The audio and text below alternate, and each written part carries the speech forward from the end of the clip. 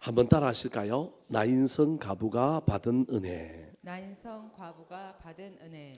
가브나움에서 얼마 안 떨어진 곳에 나인이라고 하는 성이 있었습니다. 이 성에 한 여자가 남편과 함께 잘 살다가 행복한 가정 속에서 또 아들을 낳았는데, 그 아들을 키우며 행복하게 살다가 어느 날부터 이 가정에 문제가 생기기 시작했습니다. 누가 죽었을까요? 남편이 죽어버렸습니다. 졸지에 가부가 됐습니다. 혼자서 아들 키우며 의지하며 남편 대신에 열심히 살았는데, 이번에는 또 무슨 일이 일어났어요? 설상가상으로 그 아들까지 죽은 겁니다.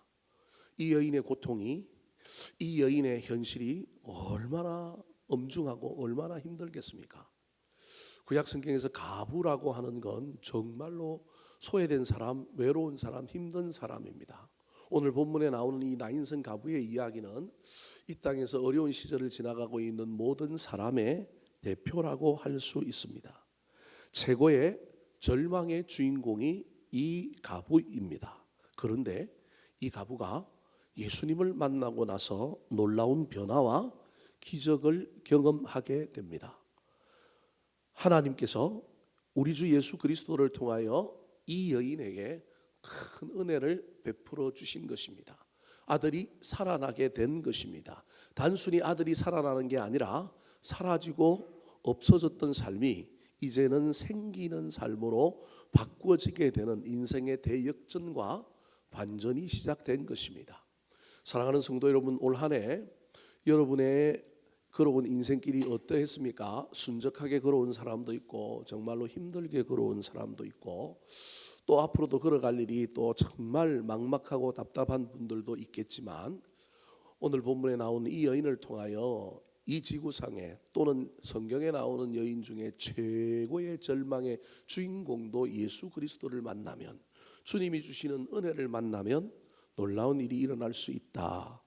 그 믿음 가지고 이 여인이 받은 은혜가 우리에게도 임하게 하여 주시옵소서. 내년에 특별히 하나님 우리에게 이 은혜를 주셔서 이 은혜 때문에 내가 살고 이 은혜 때문에 삶이 달라지는 놀라운 역사를 일으켜 달라고 기도하며 나아가는 저와 여러분이 되기를 예수님의 이름으로 축원합니다. 자, 그렇다면 아들이 살아나는 이 이야기 속에서 이 나인성 가부가 받은 은혜는 어떤 은혜일까요? 따라 하시겠습니다. 동행과 만남의 은혜. 동행과 만남의 은혜. 저게 무슨 은혜일까요? 누구와 동행하느냐가 은혜입니다. 누구를 만나느냐가 은혜입니다. 우리는 돈이 생기고 물건이 생기고 출세 길이 열리는 걸 은혜라고 이야기하지만, 그것도 은혜지만 내가 지금 누구랑 동행하고 있는가, 특별히 그 동행을 하다가 누구를 만나느냐가 은혜입니다. 이 여인은 동행하는 사람들이 있었고 또 만남이 있었습니다. 먼저 오늘 본문에는 두 행렬이 나인성에서 입구에서 교차합니다. 한 행렬은 죽음의 행렬이 나옵니다. 한 행렬은 생명의 행렬이 지나갑니다. 한 행렬은 나인성 가부의 행렬이요, 한 행렬은 예수 그리스도의 행렬입니다. 자, 오늘 본문 11절 말씀을 살펴볼까요? 시작. 그 후에 예수께서 나인이란 성으로 가실새 제자와 많은 무리가 동행하더니. 그 후라고 하는 말은 가버나움이라고 하는 도시에서 백부장의 하인을 고쳐준 사건, 이 이야기 속에는 하나님이 이방인도 구원받는다, 우리 예수님은 구원하러 왔는데 이방인도 구원한다라고 하는 이 놀라운 사건, 특별히 가지 않고도 말씀으로 명령으로도 사람이 뭐하더라? 낫더라. 그 놀라운 이야기 때문에 예수님이 이 가버나움에서 인근에 있는 나인성으로 갈 때 제자뿐만 아니라 많은 무리가 뭐 했다고요? 동행한 겁니다. 예수님을 동행했어요.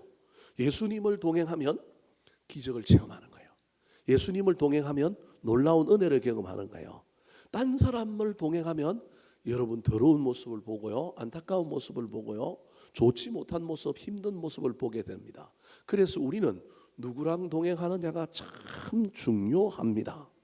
그런데 이 행렬 말고도 또 다른 행렬 하나가 있습니다. 12절 말씀 같이 읽어볼까요? 시작. 성문에 가까이 이르실 때에 사람들이 한 죽은 자를 메고 나오니 이는 한 어머니의 독자요 그의 어머니는 과부라. 그 성에 많은 사람도 그와 함께 나오거늘.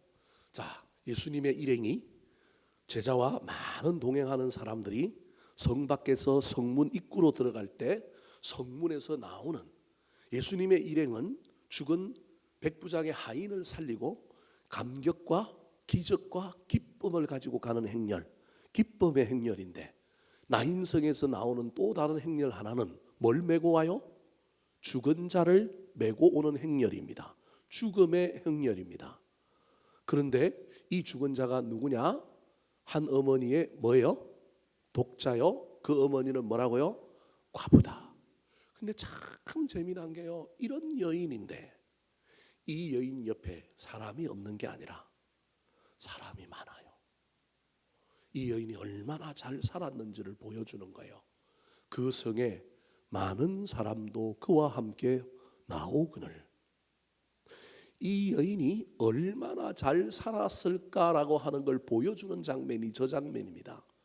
장례식장에 가면 여러분 끝까지 장지를 따라가고 화장장을 따라가고 끝까지 따라오는 사람들이 있습니다.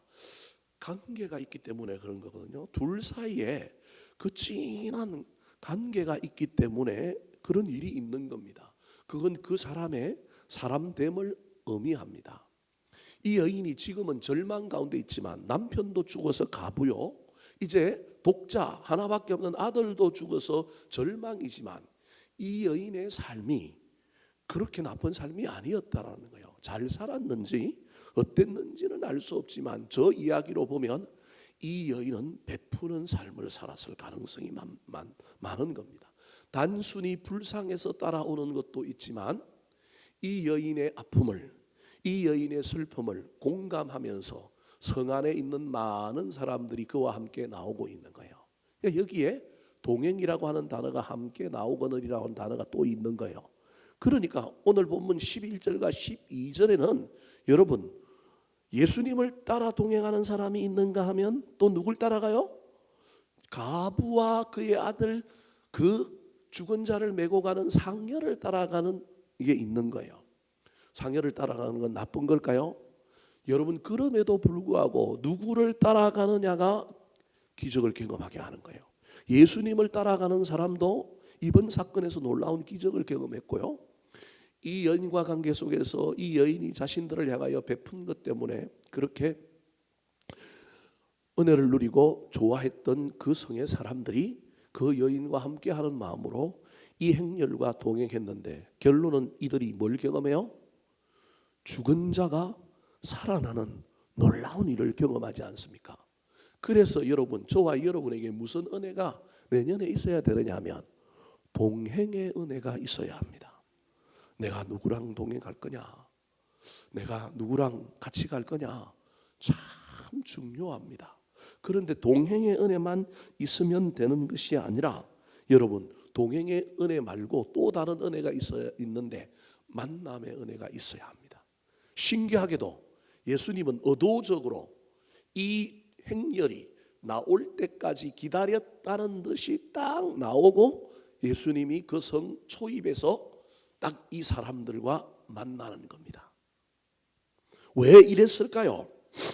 죽음의 행렬과 생명의 행렬이 만나는 신기한 이 장면이 우연일까요? 아니면 의도적일까요?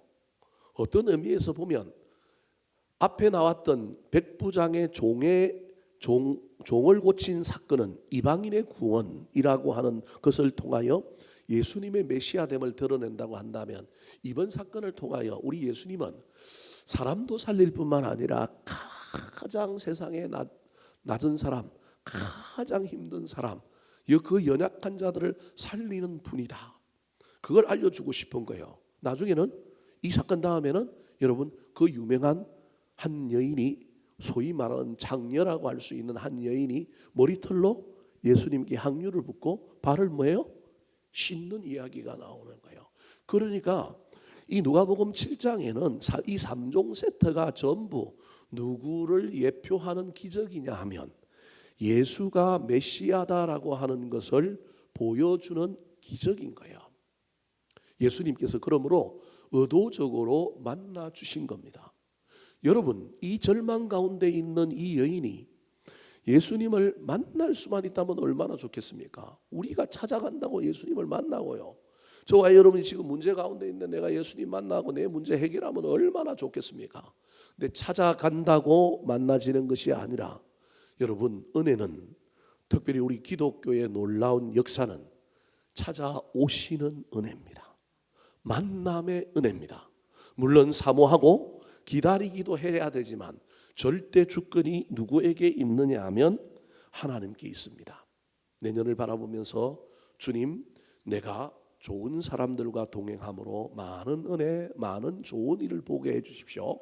특별히 내가 찾아오시는 주님을 만나기를 원합니다. 사모합니다. 내게도 오시옵소서.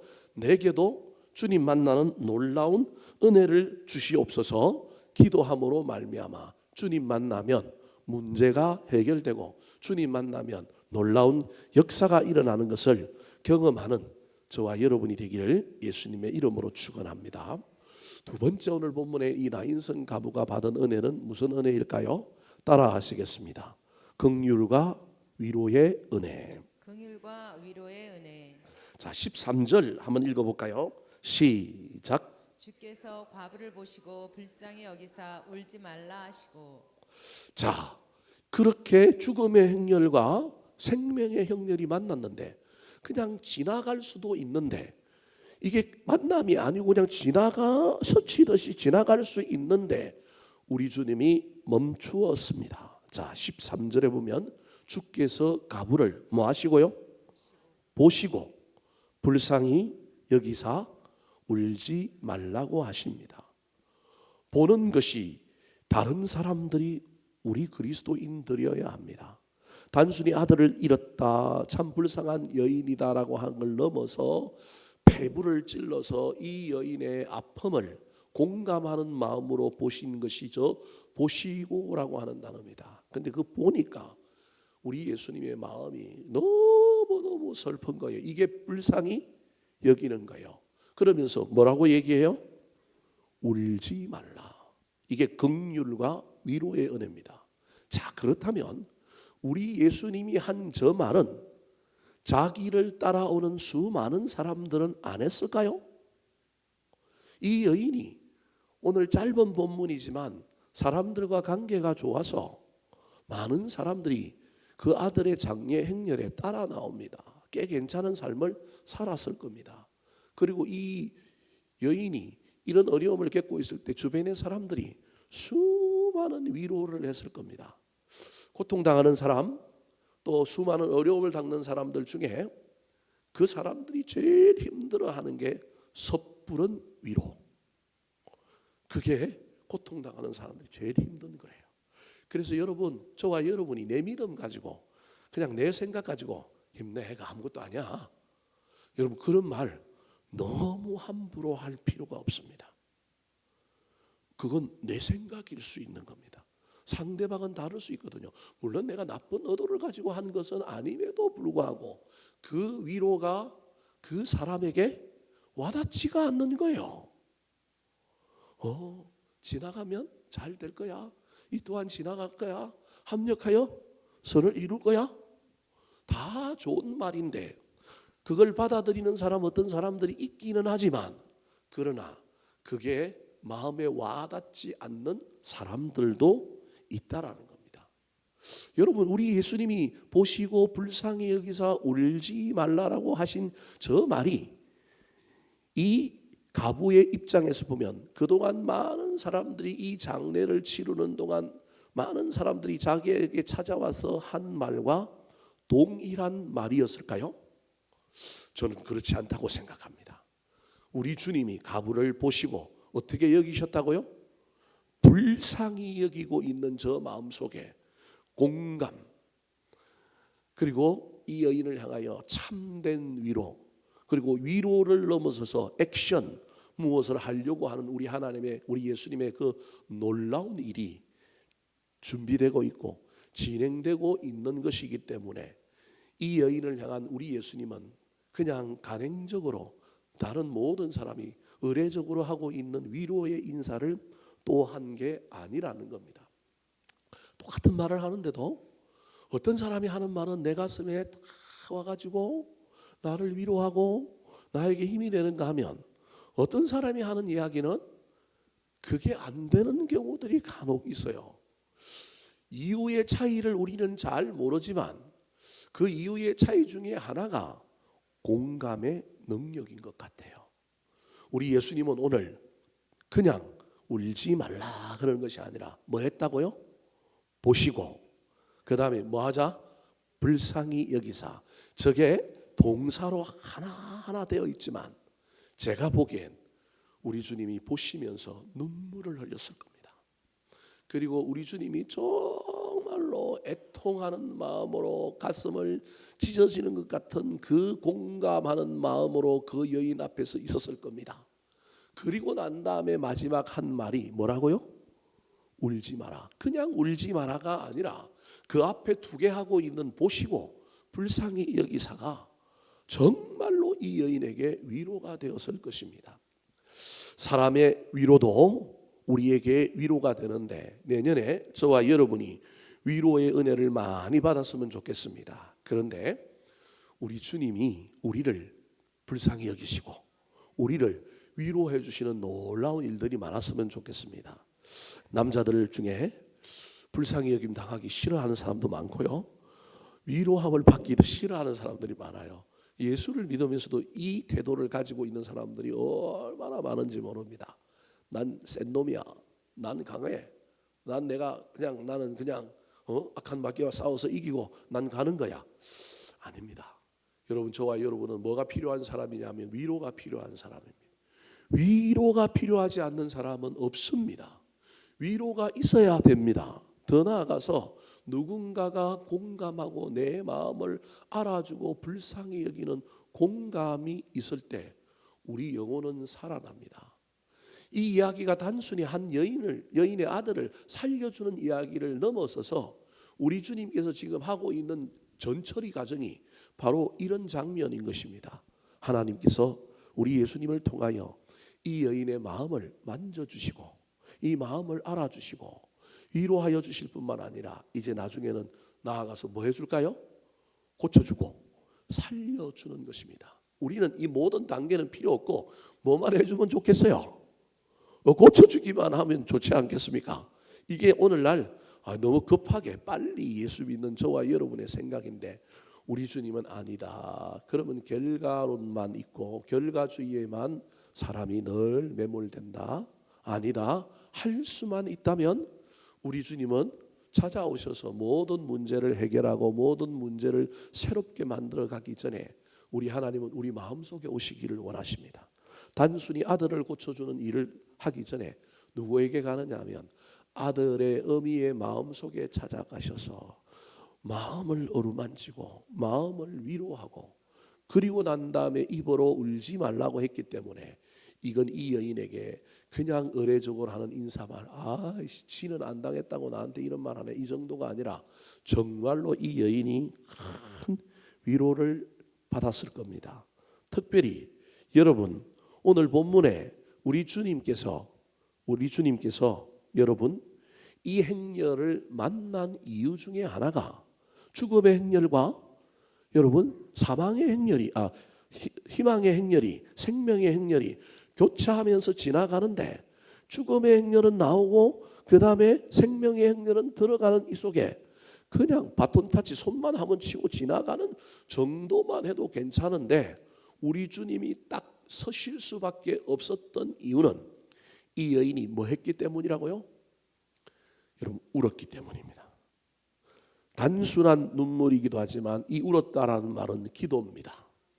어떤 의미에서 저와 여러분은 하나님 앞에 울어야만이 우리 주님께서 찾아오셔서 우리 마음을 만지고 우리에게 위로해 줄 뿐만 아니라 우리에게 놀라운 역사를 행해 주십니다. 울지 말라고 하는 이 말씀은 단순히 눈물 흘리지 말라는 얘기가 아니라, 그러므로 너 기도가 응답됐다, 이제는 울 필요가 없다, 눈물이 나는데 눈물을 거둬라는 얘기가 아니라, 너 울었지, 이제는 울 필요가 없다. 나는 우는 자에게 응답하시는 분이다. 나는 우는 자의 기도를 들으시는 분이다. 이게 우리 예수님의 모습인 겁니다.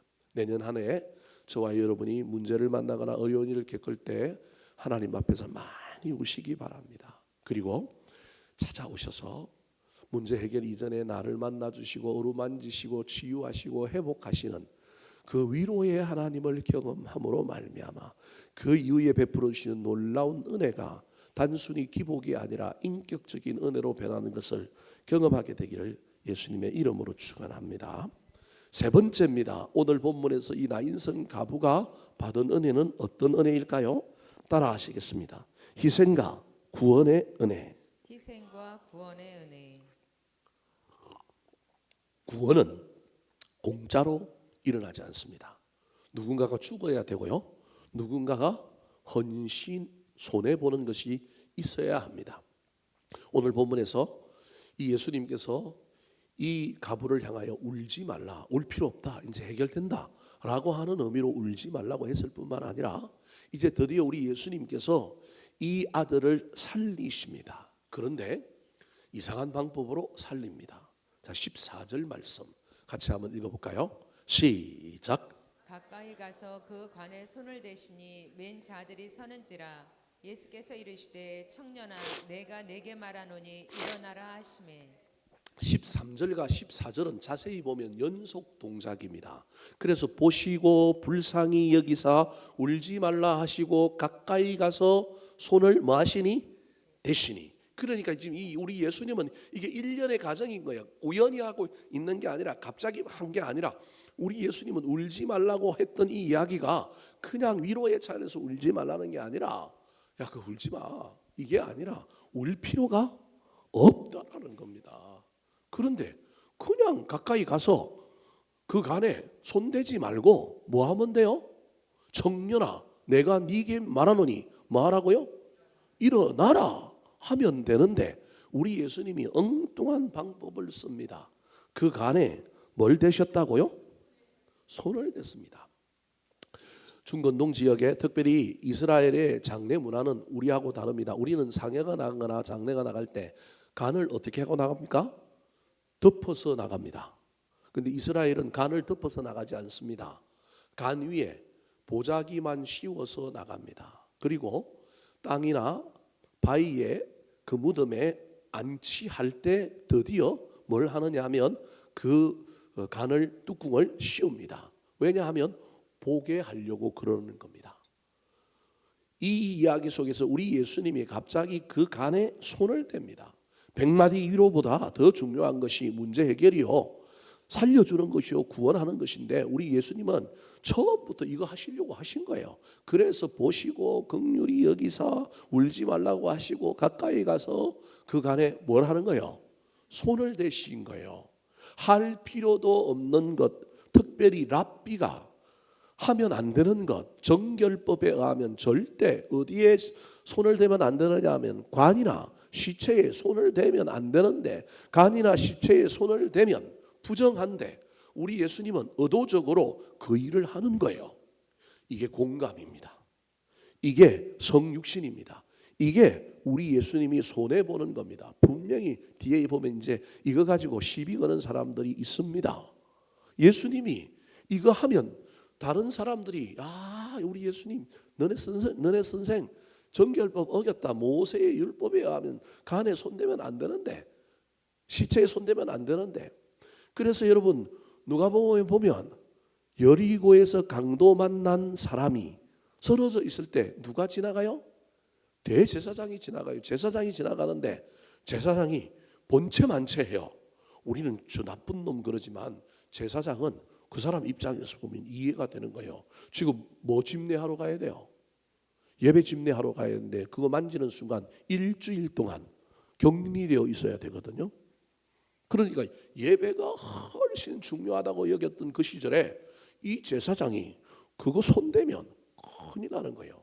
레위인도 마찬가지입니다. 보다가 쓱 쳐다보고 사람이 그반 죽게 되었더라. 살 가능성이 없는데 내가 손을 댔는데 살아 있었지만 그 사람이 죽고 나면 그것도 정결법에 어긋난 거예요. 살 가능성이 없는데 내가 괜히 손댔다가 죽으면 이거 나의 영적인 업무, 나의 예배의 사역들을 다 못하게 생겼는데, 그래서 이 두 사람은 그냥 본체만체하고 지나가 버립니다. 정말로 사랑이 없는 사람들이라고 여겨지지만 그 사람들 입장에서 보면 이게 이해가 됩니다. 그런데 여러분, 사마리아 사람은 어떻게 합니까? 만집니다. 수습합니다. 데리고 업고 어디로 갑니까? 주막으로 갑니다. 열심히 간호해주고 난 다음에 엽전 2냥을 탁 또 던져주면서 내가 어디 갔다가 좀 올 텐데 이 돈을 가지고 잘 돌봐주라고 얘기합니다. 사마리아인이기 때문에 그 규례와 상관이 없었던 겁니다. 여러분, 우리 예수님은 저 간에 손을 댐으로 말미암아 수많은 어려움을 겪어야 했을 것입니다. 그런데 여러분, 기적은 그냥 일으키면 안 되고, 여러분, 은혜는 그냥 나온 것이 아니라 희생과 손해 속에 구원이 일어난다라고 하는 것이 우리 예수님이 전달하고 싶은 겁니다. 공감이라고 하는 의미, 접촉이라고 하는 의미로 우리 주님께서 간에 손을 대시기도 하셨지만, 이 손대는 사건을 통하여 우리 예수님께서 사람을 살리는 일에는 희생이 필요해. 제자들아, 너희들도 앞으로 그냥 손도 안 대고 코 풀고 일거양득 꼭 먹고 알 먹는 건 그거 너무 따라가지 마. 예수 믿는 건 반드시 손해도 보고 억울하고 좀 불편하고 그런 거야. 중요한 건 그랬는데 구원이 일어난다면, 그랬는데 여러분 문제가 해결됐다면, 야, 네 손해본 것 가지고 너무 아파하거나 힘들어하지 말고 사람이 살아난 것, 사람이 세워진 것, 공동체가 행복해지는 것으로 너는 행복하면 돼. 이게 우리 예수님이 제자들에게 가르쳐주고 싶은 겁니다.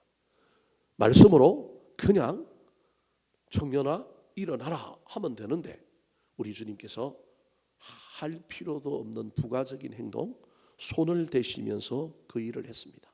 그랬더니 놀라운 일이 벌어졌습니다. 15절 말씀 같이 읽어볼까요? 시작. 죽었던 자가 일어나 앉고 말도 하거늘 예수께서 그를 어머니에게 주시니. 자, 죽은 줄 알았던 아들이 일어나서 앉았습니다. 그런데 뭐도 해요? 말도 해요. 예수께서 그를 누구에게 주셨어요? 어머니에게 주셨어요. 이 여인은 그동안 다 빼앗기고 주는 여인이었습니다. 재물도 남편도 아들도 줬는데 예수 만나고 나니 이제는 뭐 하게 돼요? 받게 됩니다. 사랑하는 성도 여러분, 주님의 놀라운 희생과 우리 주님의 그 놀라운 은혜로 말미암아 우리에게 구원의 은혜가 일어나고 또 우리에게 하나님께서 채워주시는 놀라운 일들이 일어나는 2025년이 되었으면 좋겠습니다. 특별히 하나님께서 우리 보고 너도 나를 따라서 때로는 이 삶을 살아라라고 한다면, 그게 뭐 전재산 다 퍼다주고 뭐 목숨 위험해가면서 그런 정도가 아니라면 여러분 조금 손해보고 조금 자존심 상하고 조금 힘들고 조금 불편한 건 저와 여러분이 감당하며 살 수 있게 되기를 예수님의 이름으로 축원합니다. 마지막입니다. 오늘 본문의 이 나인성 가부가 받은 은혜는 무엇일까요? 따라 하시겠습니다. 소문과 영광의 은혜. 소문과 영광의 은혜. 자, 예수님께서 백부장의 하인을 고쳐주시고 또 이 나인성의 가부의 아들을 살려주신 이 사건을 또 나중에 한 정말로 장녀와 같은 여인이 자기의 발을 씻기는 사건들을 통하여 우리 예수님은 구원하실 분이 구원 못할 사람이 없다. 모든 사람을 다 구원하신다. 메시아는 그런 분이다라고 하는 걸 알려줄 뿐만 아니라 특별히 이 죽은 자가 살아난 이 사건, 다른 성경에는 안 나오고 이 누가복음에만 나오는 이 나인성 가부의 사건을 통하여 우리 주님께서 의도하셨던 것은 복음이 확산되기를 원하셨던 겁니다. 갈릴리 지역에 있었던 복음이 남쪽으로 나인으로 시작해서 더 아래로 복음이 확산되고 복음이 더 넘쳐가기를 원하셨던 것입니다. 이 사건 이후 정말로 복음은 확장되었습니다. 자, 16절 17절 말씀 시작. 모든 사람이 두려워하며 하나님께 영광을 돌려 이르되 큰 선지자가 우리 가운데 일어나셨다 하고 또 하나님께서 자기 백성을 돌보셨다 하더라. 예수께 대한 이 소문이 온 유대와 사방에 두루 퍼지니라. 자, 모든 사람이 두려워하며 하나님께 뭘 돌려요? 영광을 돌렸다. 그리고 하나님께서 그 구약에 이야기하신 선지자를 우리 가운데 일어나게 하셨다. 하나님께서 자기 백성을 돌보신다. 죽는 자도 살린다. 그러면서 예수에 대한 이 소문이 유대, 즉 남쪽으로 내려가는 거 유대와 그 다음에 사방에 두루 뭐하니라? 퍼지니라.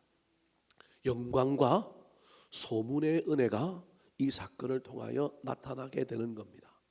절망 가운데 있는 저와 여러분에게도 우리 주님 찾아오셔서 우리가 울고 있을 때 만나주시고 문제를 해결해 주시면서 위로하고 울지 말라고 하신 우리 주님께서 손을 대시고 우리를 사랑하는 마음으로 공감하고 우리 주님이 희생하는 마음으로 우리를 구원해 줄 때 그 사건으로 말미암아 여러분 우리 교회와 이 지역에 예수의 놀라운 소문이 퍼져갔으면 좋겠습니다.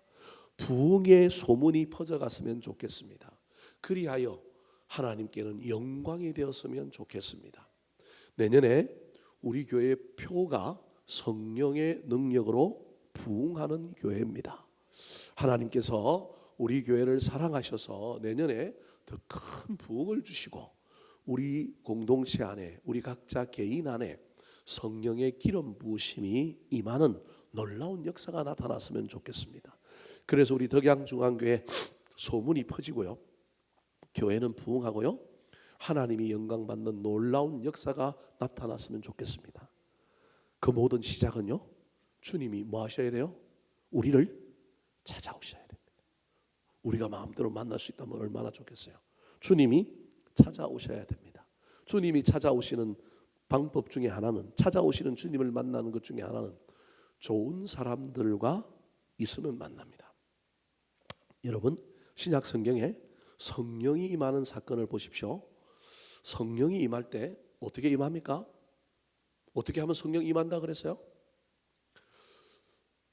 120명이 모여 한 마음으로 전혀 뭐에 힘썼어요?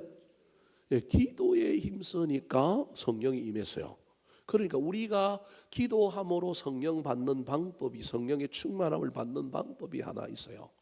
그런데 재미난 것은요. 우리가 기도가 좀 부족해도 성령 충만한 사람 옆에 가면 여러분 뭐가 임한다고요? 성령이 임하는 거예요. 초대교회 사도행전 8장에 보면 빌립이 사마리아에 가서 복음을 전했어요.